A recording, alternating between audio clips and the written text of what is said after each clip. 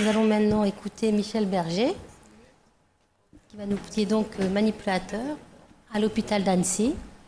Et l'équipe d'Annecy avait déjà présenté en 2009 un travail au CNRD. Voilà, oui, bonsoir. Donc, je suis Michel Berger, je suis manip radio à l'équipe du centre hospitalier d'Annecy.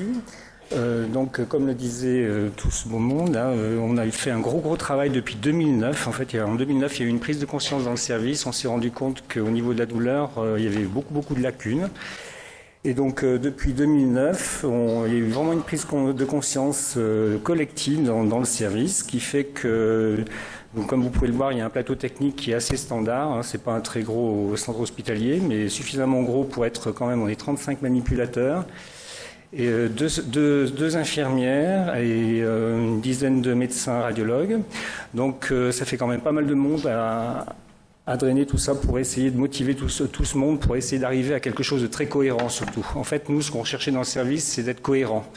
D'être cohérent vis-à-vis des examens qu'on avait et des patients qu'on touchait. Donc en 2009, c'est la macrobiopsie qui a été citée de nombreuses fois aujourd'hui, qui a été un peu l'élément déclenchant de ce travail sur la douleur. Macrobiopsie qui à l'époque, en 2009, effectivement, il y avait de grosses lacunes au niveau de l'accueil de la patiente et puis de sa prise en charge.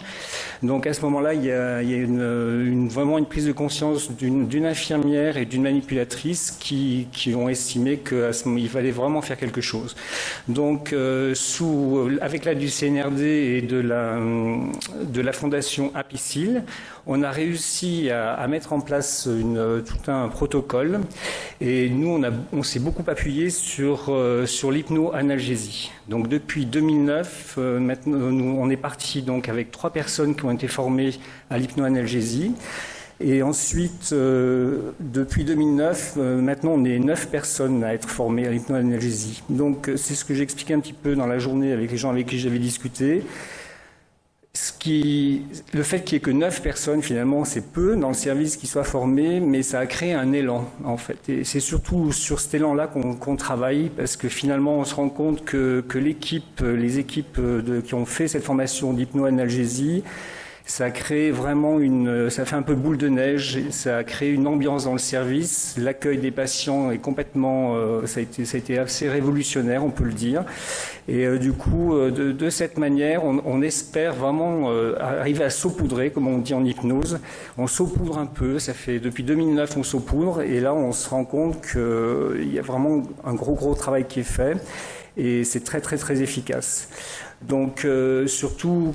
Donc là, j'ai fait un petit résumé sur cette diaporama. C'est vrai qu'avec l'hypnoanalgésie, on a un autre regard sur le patient. Bon, on en a beaucoup parlé dans la journée. C'est vraiment, je reprends un peu les mêmes termes. Hein. Avoir un autre regard, être à son écoute, ce qui n'est pas toujours le cas. Et puis surtout, être attentif à son ressenti, à la perception de sa douleur. Mais en aucun cas, on a la prétention de supprimer la douleur. Il faut bien que ce soit... Nous, on est assez clair avec les patients, c'est-à-dire quand on leur fait un examen, on n'est pas là pour enlever complètement la douleur. On essaye de l'apaiser et par des moyens qui sont donc avec l'hypnoanalgésie, d'essayer de les faire partir un peu ailleurs pendant l'examen. Parce que comme disait le médecin tout à l'heure, quand on fait des ponctions osseuses, par exemple, c'est un acte qui est quand même relativement douloureux, qui est même très douloureux. Et dans ce cadre-là, l'hypnoanalgésie est vraiment un facteur très intéressant. Moi, personnellement, je pratique un peu dans le service, pas depuis très longtemps. Là, je viens juste de finir ma formation.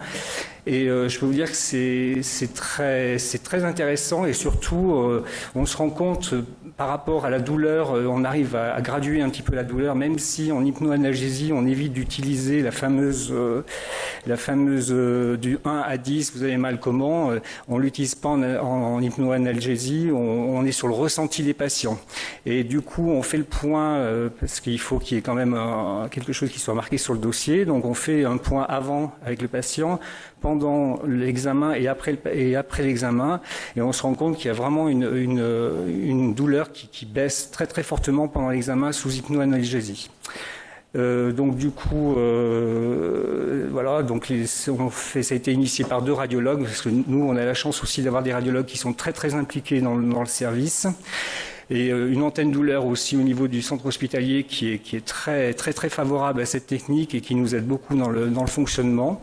Donc du coup, ces séances hypnoanalgésiques, elles sont faites bien sûr avec l'accord du patient. Ça c'est indéniable, hein, il faut que le patient soit d'accord. Et ensuite, c'est dans la mesure où une séance peut plus ou moins bien se passer, mais avec l'hypnoanalgésie, on ne fait jamais mal en fait. Je veux dire, on peut qu'apporter du bien au patient. Voilà, donc là, ça se termine par une photo d'une patiente à qui on fait une ponction sous échographie et qui a été accompagnée par une de mes collègues en hypnoanalgésie. Voilà, merci.